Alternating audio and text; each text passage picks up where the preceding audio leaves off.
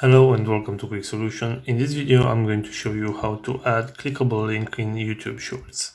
So I'm going forward to open the YouTube app right here, and first of all I have to select the link that I want to insert in my YouTube Shorts. So I'm just going to search for a video right here.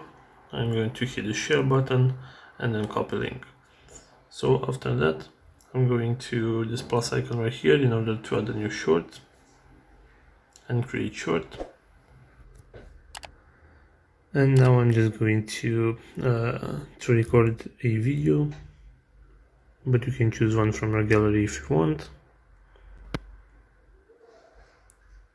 Okay, so after I'm done recording, I'm going to hit the check mark right here and then go to next.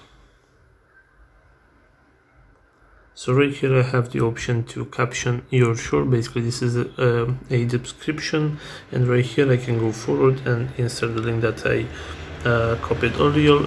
And now if I'm going to upload this short, this link will be in the description of the video, and also will be a clickable link.